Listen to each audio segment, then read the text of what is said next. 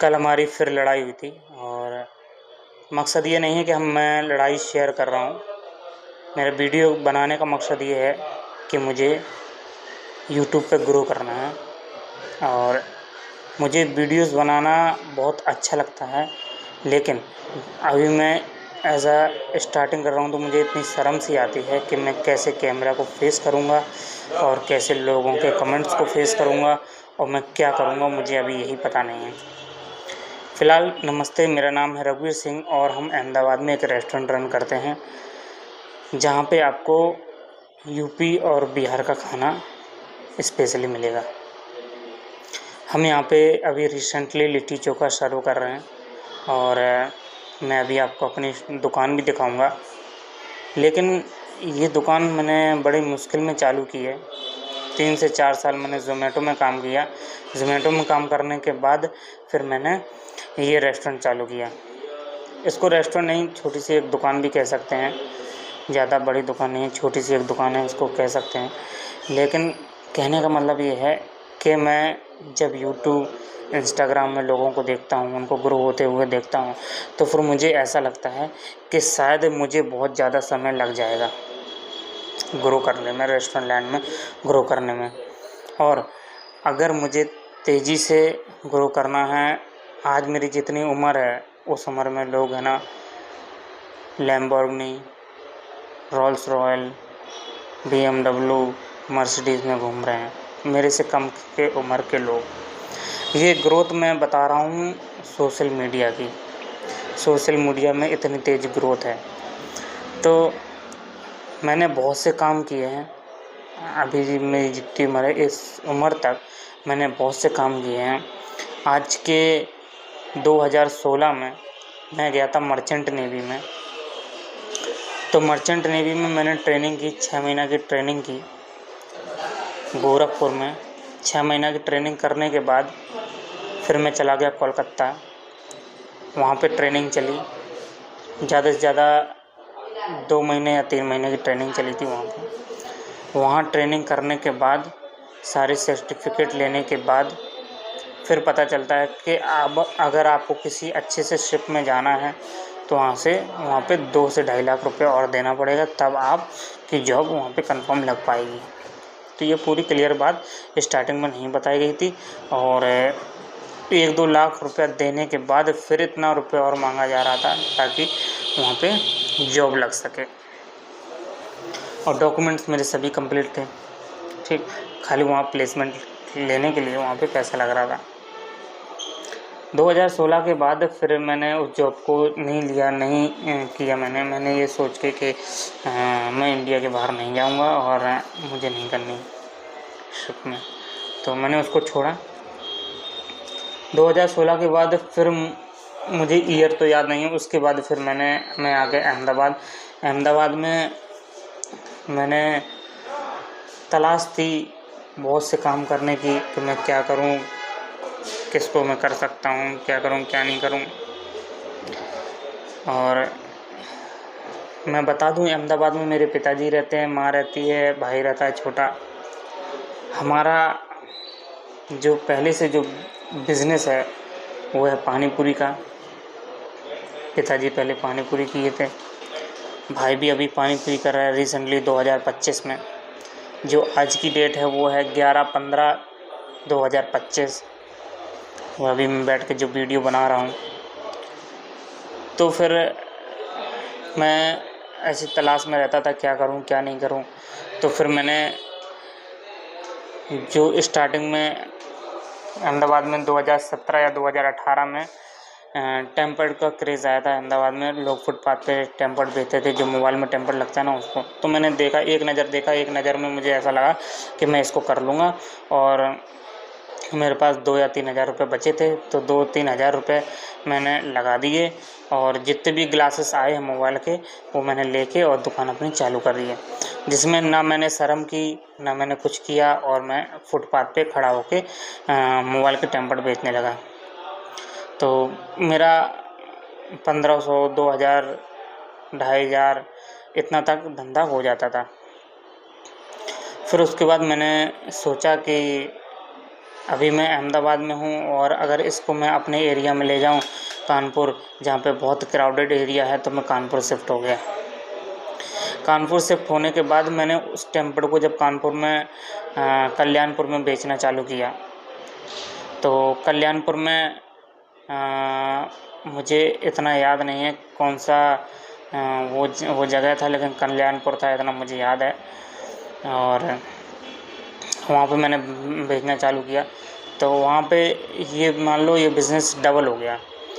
तो इस बिज़नेस का प्रॉफिट काफ़ी अच्छा था। 8 रुपये 10 रुपये में टेम्पर्ड मिल जाता था और उसको हम 50 रुपये में उसको बेच देते थे।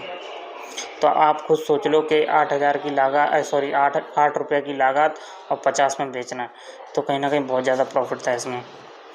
और इस टेम्पर्ड के बिज़नेस को इतने लोग जान चुके थे कि धीरे धीरे इसमें बहुत ज़्यादा कंपटीशन होने लगा था। और मेरे जो दिन का जो पेमेंट था, दिन की अर्निंग थी, वो लगभग 4 से 5,000 रुपये पहुँच जाती थी। 4 से 5,000 रुपया मैं डेली कमा लेता था टेम्पर्ड बेच के कल्याणपुर के अंदर।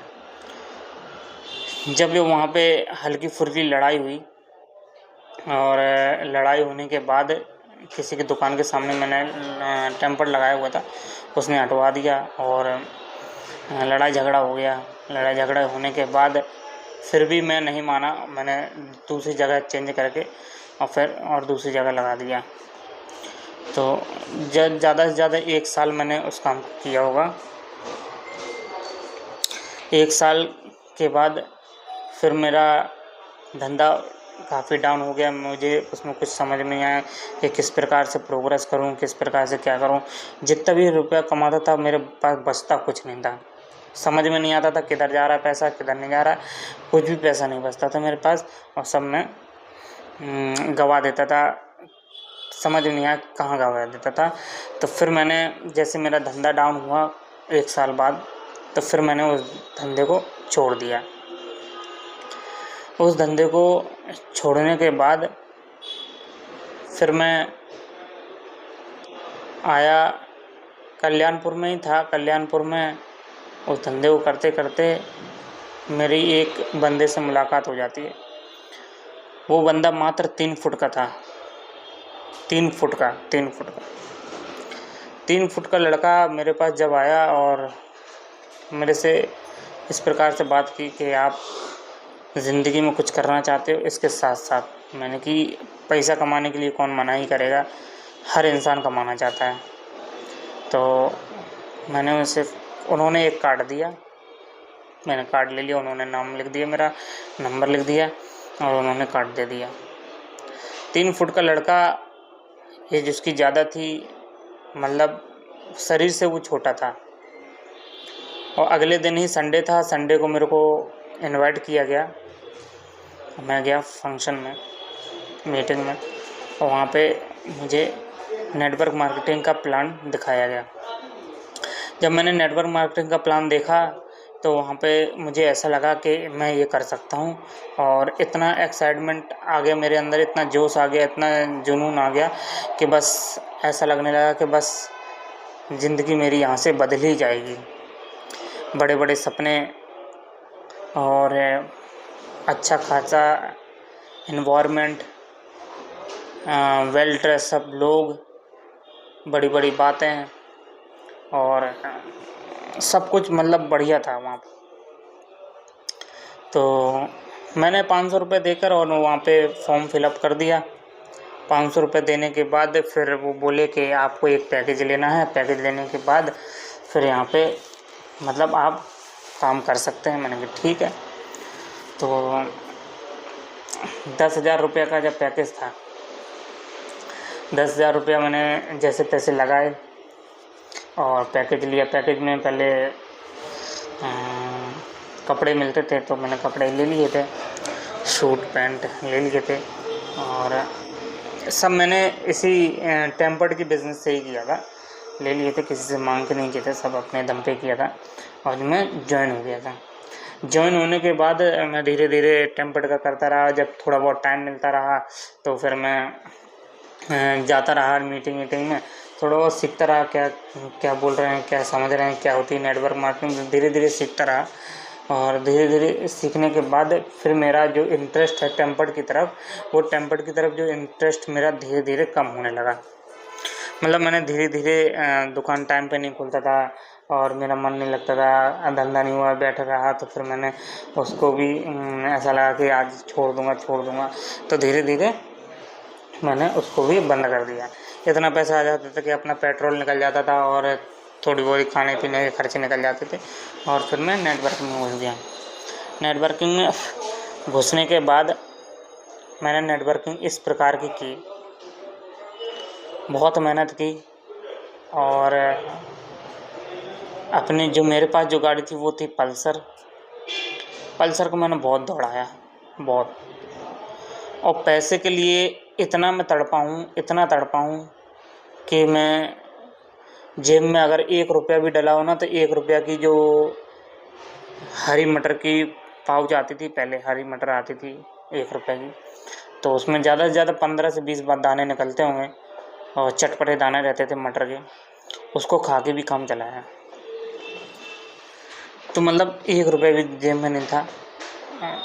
जब भी पैसा आता था मैं खर्च कर देता था खाने पीने में, पेट्रोल डलाने में और घूमने फिरने में, लोगों से मिलने में, लोगों को प्लान दिखाने में, इस प्रकार के मतलब चलने लगा था। और एक्साइटमेंट इतना कि आज नहीं तो कोई ना कोई ऐसा व्यक्ति मिलेगा जो नेटवर्किंग में मेरे साथ ज्वाइन करेगा और काम करेगा, इस प्रकार का मतलब मैं सोचने लगा था। और धीरे धीरे एक मेरे साथ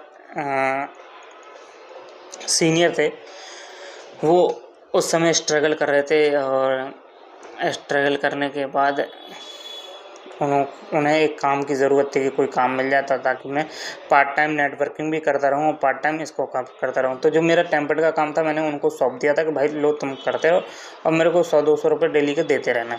तो मैंने कहा ठीक है। तो मैंने अपना काम उनको दे दिया और कुछ दिन तक ये चला और फिर लगा कि उन्होंने थोड़ी मतलब बुराई होने लगी हम दोनों में कि मैं सोचता था कि कोई टेम्पर्ड उन्होंने तोड़ दिया है, तो नुकसान कर दिया है, तो ये सब मतलब देख रेख नहीं होती थी, तो फिर विश्वास नहीं होता था कि कहीं ये मेरे पैसे तो नहीं मार लेंगे, इस प्रकार का था। तो उन्होंने फिर बंद कर दिया। तो फिर मैंने भी चालू नहीं किया दोबारा, उसको फिर बंद ही रहने दिया और नेटवर्किंग में फुल टाइम 24 आवर नेटवर्किंग में लगा रहा। और 1 महीने में कहीं एक व्यक्ति जुड़ता था मेरे साथ बड़े मुश्किल में। और सबसे बड़ी बात यह है कि वहाँ पे इनविटेशन जो करना होता था उसमें इतनी हेजिटेशन, इतना डर, इतना मतलब वो रहता था कि ये कैसे होगा। महाभारत का युद्ध की तरह लगता है इनविटेशन नेटवर्क मार्केटिंग में, तो कैसे होगा वो मुझे पता नहीं था। तो मैं करता रहा। मैंने ज़्यादा से ज़्यादा 1 साल किया होगा, 1 साल से 1.5 साल किया होगा। और ज़्यादा से ज़्यादा 20 या 30 लोगों की टीम बनाई थी मैंने। 20 से 30 लोगों की टीम बनाई थी और 20 से 30 लोगों में कुछ लोग ऐसे थे जो मेरे साथ काम कर रहे थे और फिर भी ऐसा काम चल रहा था। सब लोग एक्साइटेड होके आते थे और जब उनको पैसा नहीं मिलता था और भागा दौड़ी करते करते लोगों से मिलवाते तो फिर ऐसा लगता था कि समय बर्बाद हो रहा है, लेकिन फिर भी एक्साइटमेंट में काम करते थे। मैं इतना एक्साइटमेंट था कि मेरे साथ जो भी जुड़ता था उनको भी मैं एक्साइटेड करता रहता था। इस प्रकार का काम चल रहा था, मतलब खुश थे। लेकिन पैसा एक नहीं आता था, ये भी याद रखना, पैसा एक भी नहीं आता था। एक्साइटमेंट इतना कि भैंचोद आज ही हम लोग उससे चल रहे हैं, मर्सिडीज़ से, इस प्रकार का रहता था। फिर इसके बाद 1 से 1.5 साल के बाद फिर वो आ गया कोरोना आने के बाद जब सब अपने अपने घर पे बैठ गए, उस टाइम का फेज़ ऐसा था, बहुत से धंधे बंद हुए होंगे, बहुत से नेटवर्किंग के लोग छोड़ गए होंगे। ऐसे टाइम में जब मैं घर पे था तो मेरा भी मामला सब ठंडा हो चुका था, मेरी टीम भी सब ठंडी हो चुकी थी। ट्रेनिंग चलती थी, वो भी मोबाइल पे चलती थी, ऑनलाइन चलती थी। तो उतना मतलब हम फिर से काम नहीं कर पाए कोरोना के बाद। और कोरोना के बाद जब सब कुछ ठंडा हो गया तो फिर मैंने भी नेटवर्किंग से धीरे धीरे दूरी बना ली और जब कहीं कुछ नहीं दिखा, कहीं कुछ पैसा ऐसा नहीं दिखा, तो फिर मैंने भी उसको धीरे धीरे छोड़ दिया। नेटवर्किंग छोड़ने के बाद फिर से मैं आ गया अहमदाबाद। अहमदाबाद में फिर मुझे ये समझ में नहीं आ रहा कि मैं करूँ तो करूँ क्या। भाई जो है छोटा, वो पानी पूरी की लारी लगाता है। मैंने सोचा कि चलो एक बार धंधे में भी हाथ लगाया जाए, शायद धंधे में कुछ हो जाए। धंधा करते करते भाई को तो बहुत समय हो गया, और मेरा ये मान लो नया था, मैंने कभी धंधा नहीं किया, कभी रोड पर फुटपाथ पे फूड बिज़नेस का कभी बिज़नेस धंधा नहीं किया। और मैंने बस ऐसे ही बोल दिया कि चलो मैं भी करूँगा धंधा। और पापा ने 10,000 रुपये के लगभग, 15,000 के लगभग पैसे लगाकर और मैंने अंडे की लारी लगानी चालू कर दी। अंडा सेल करने चालू कर दिया। अंडा सेल करते करते 1-2 महीने में मैंने इसको बंद कर दिया। अंडे का बंद करने के बाद फिर मैंने अगली साल सोचा कि मैं पुलाव सेल करूँगा या पानी पूरी बेचूँगा।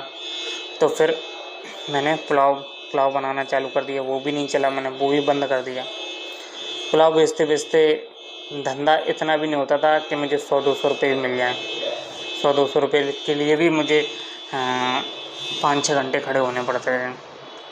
तो एक दिन क्या हुआ कि मैं पुलाव की लारी पे खड़ा था, और जब धंधा बिल्कुल भी नहीं हुआ, 50-60 रुपये का धंधा हुआ था, तो पापा आए।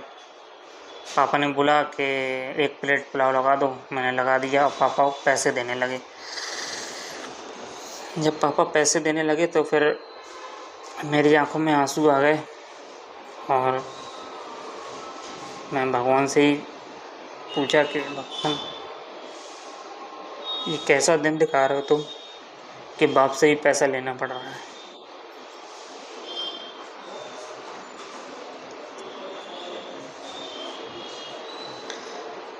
कुछ नहीं, बस पिताजी ने पैसे दिए और पिताजी वहाँ से चले गए।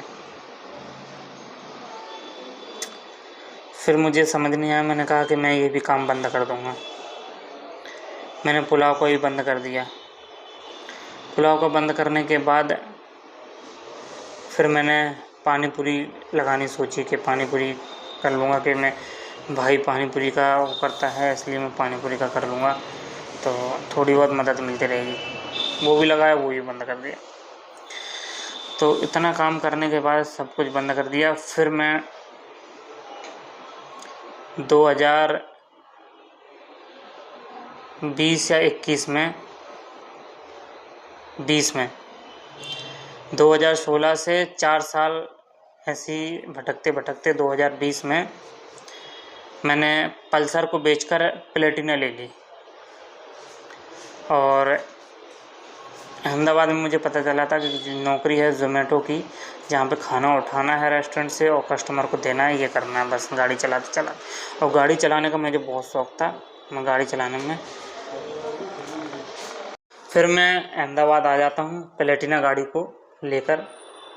और जब मेरा देवांश जो था, मेरा लड़का, वो 5 महीने का था मात्र, 5 महीने के बेटे को छोड़कर और प्लेटिना गाड़ी उठाकर उरई से अहमदाबाद आ जाता हूँ चलाते चलाते। और जो डिस्टेंस है उरई से अहमदाबाद की, वो है 975, या अगर हाईवे से आते हैं तो 1000 तक पड़ जाएगी, और अगर गूगल मैप के शॉर्ट आते हैं तो आपको 950 के लगभग, 970 के लगभग डिस्टेंस आपको तय करना पड़ेगा उरई से लेकर अहमदाबाद तक। तो मैं चलाते चलाते आ गया अहमदाबाद। और जैसे ही मैं अहमदाबाद आया, मैंने अगले दिन से ज़ोमैटो में अप्लाई कर दिया और ज़ोमैटो में मैंने काम चालू कर दिया। ज़ोमैटो में जब मैंने 2020 में चालू किया तो ज़ोमैटो महीने में 10,000 तक पेमेंट देता था, इस प्रकार का पेमेंट था। तो मैंने दिन रात मेहनत करी, कोई मेरे मतलब वो नहीं था, कोई प्रेशर नहीं था किसी प्रकार का, मतलब आराम से मस्ती से करता था। और ज़ोमैटो को करते करते 3 साल हो गए, 3 से 4 साल हो गए। 2020, 21, 22, 23 तक मैंने ज़ोमैटो किया। 4 साल ज़ोमैटो किया। और 4 साल बाद मेरा विज़न ये बनता गया कि मैं कहीं ना कहीं रेस्टोरेंट चालू कर लूँ, और रेस्टोरेंट के साथ साथ गुरु करूँगा, कहीं ना कहीं रास्ता भगवान दिखाएगा। तो 2024 में मैंने क्लाउड किचन चालू किया और ज़ोमैटो को धीरे धीरे 2024 में पूरी तरह छोड़ दिया। पूरी तरह 2024 में नहीं छोड़ने के बाद 2-3 महीने और किए। 2025 में पूरी तरह छोड़ दिया मैंने ज़ोमैटो को।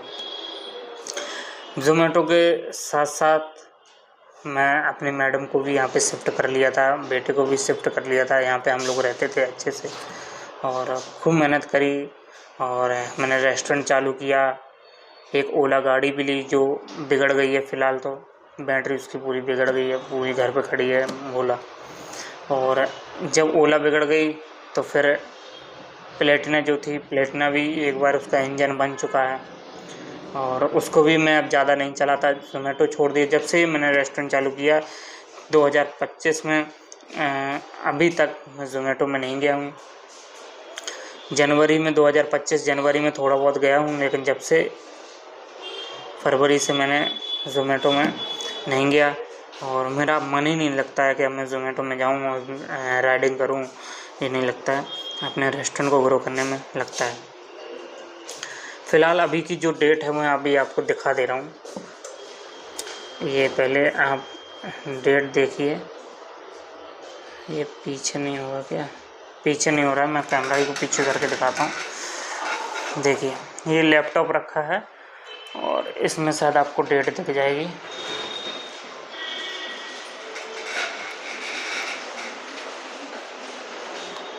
ये डेट आपको शायद दिख रही होगी,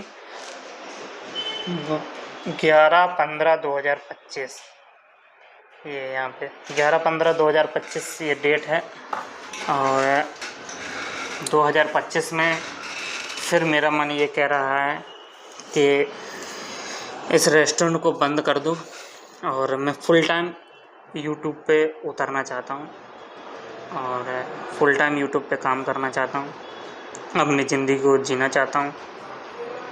मेरी वाइफ 2-3 साल से लगातार ये कहती आई है कि तुम यूट्यूब कर लो, वीडियोस बनाया करो, यूट्यूब कर लो। मैंने कि यूट्यूब कर तो लूँ, लेकिन मेरे पास कोई मकसद तो होना चाहिए। मैं किस चीज़ का यूट्यूब कर लूँ? मुझे किस चीज़ तो आती नहीं है, मैं क्या उन लोगों को बताऊँगा, क्या करूँगा, कुछ समझ में नहीं आता। और अभी मुझे 1 हफ्ते से ऐसा लग रहा है कि रेस्टोरेंट ये बंद कर दूँ और ये सामान किसी को सेल कर दूँ। और अभी मेरे पास 1 लाख का कर्जा है, 1,30,000 का कर्जा है। अगर मैं ये शॉप बंद करता हूँ, ये सामान सब कुछ बेचता हूँ, तो फिर ये सामान ज़्यादा से ज़्यादा 50-60 हज़ार रुपये में जाएगा, सब कुछ बंद हो जाएगा। तब मैं इसमें उतर पाऊँगा। और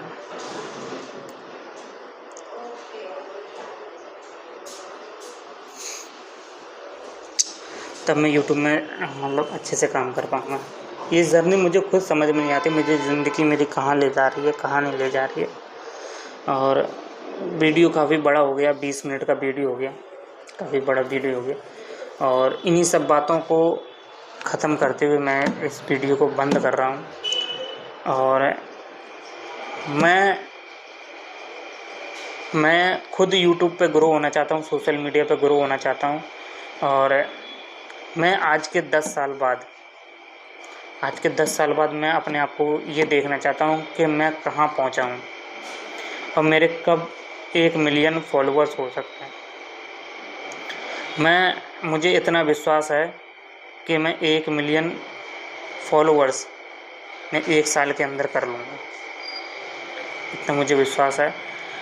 मैं क्या करूँगा मुझे अभी खुद पता नहीं है, किस प्रकार की वीडियो बनाऊँगा मुझे अभी खुद पता नहीं है, होगा कि नहीं होगा मुझे अभी विश्वास नहीं, लेकिन इतना विश्वास है मैं कर लूँगा और मैं यूट्यूब पे ग्रो हो जाऊँगा। मैं अपनी ज़िंदगी संवार लूँगा, अपने बेटे की ज़िंदगी, अपनी बीवी की ज़िंदगी संवार लूँगा। मैंने डेट बता दी आपको,